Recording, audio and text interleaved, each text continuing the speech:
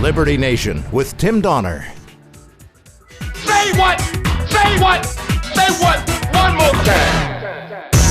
We kick things off with our signature segment, Say What, where we roll out a virtual assembly line of wacky, astonishing, damnable, and ultimately revealing things uttered by politicians and the chattering class.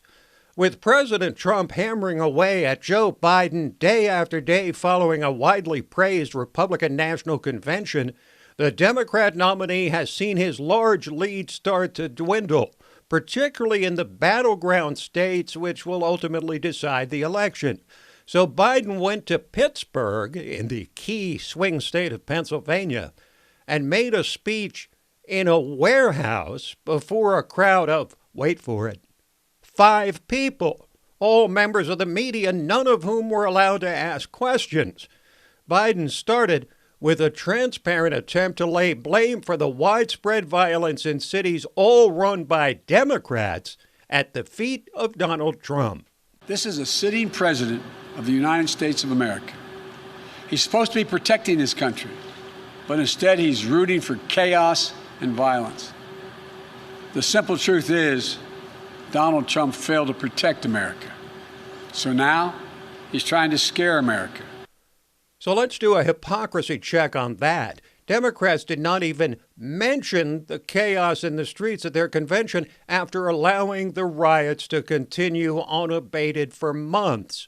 Trump did about the only thing he could do, offered to send in the National Guard, but was largely refused, except when the damage had already been done, the property and businesses already destroyed, so many lives already ruined.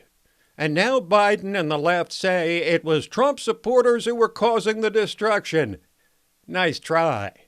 But when it comes to doublespeak, and in absence of principle, Biden was just getting warmed up. Pennsylvania is an energy state, a top producer of fossil fuels, and a boon to their economy in recent years has been fracking, a revolutionary drilling technique developed over the last decade or so.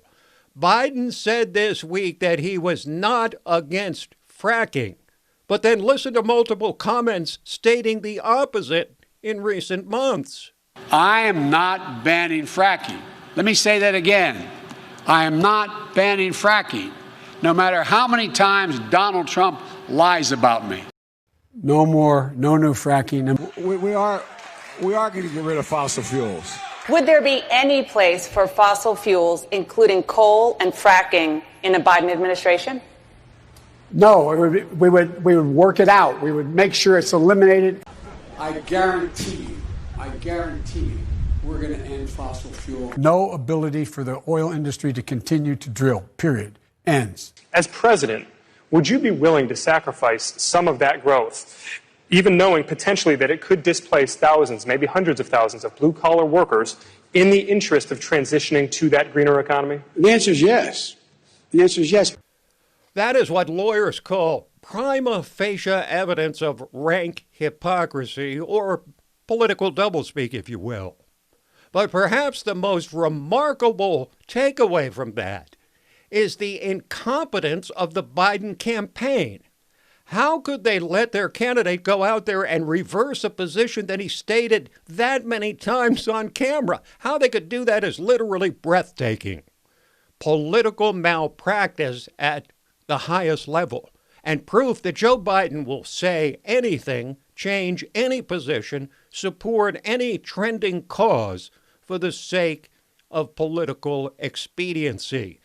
He's presenting as a politician empty at his core. But then there's the woman who's actually the most powerful Democrat in the nation right now, Nancy Pelosi, Speaker of the House, moralizing about her deep concern for COVID victims, trashing the president and his supporters for the spread of COVID and not wearing masks, was caught on camera getting her hair done without a mask, while the regular citizens of her district are restricted from doing the same. But that's not even the worst part. Listen to the way Pelosi issued an apology while signaling her own innocence. I take responsibility for trusting the word of a neighborhood salon that I've been to over the years. many times, and that when they said, well, we're able to accommodate people one person at a time, and that we can set up that time, I trusted that. As it turns out, it was a setup. So I take responsibility for falling for a setup. I don't even need to explain the hypocrisy and doublespeak there.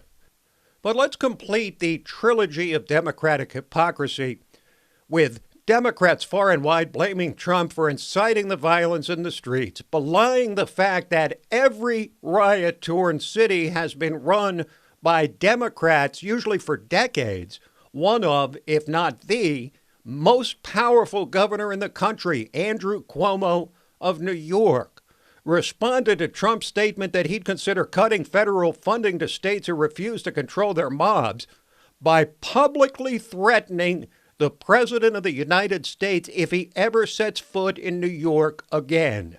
He can't come back to New York. He can't. He's going to walk down the street in New York?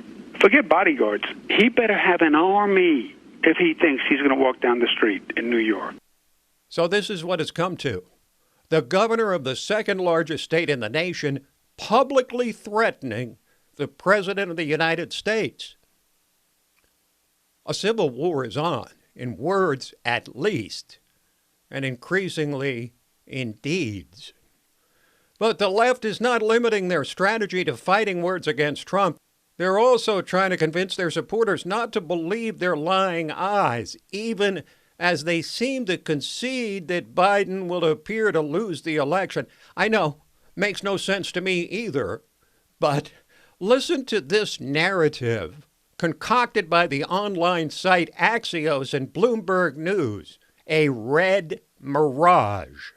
The reason we talk about a red mirage is, in fact, because we believe that on election night, we are going to see Donald Trump in a stronger position than the reality actually is. The data is going to show on election night an incredible victory for Donald Trump. That is likely to be what we see when every legitimate vote is tallied and we get to that final day, which will be someday after Election Day. It will, in fact, show that what happened on election night was exactly that, a mirage. It looked like Donald Trump was in the lead, and he fundamentally was not when every ballot gets counted. Why should I listen to you? In most every year, Democrats are more likely to vote by mail than Republicans, and that has only increased this cycle.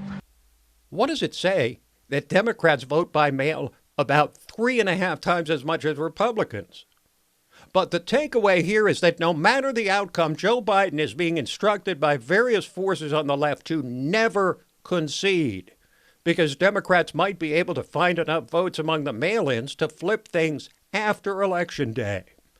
The fact that Axios, which tries to tout itself as above partisanship, is openly promoting a scheme based on wild speculation is further evidence that the media is supporting the Democratic candidate more openly and audacious than ever. That is the Trump effect. But the issue of Black Lives Matter has started to turn as popular support for the avowedly Marxist group is cratering, and black Trump supporters are starting to show themselves, as demonstrated by a group of black men who confronted Black Lives Matter protesters.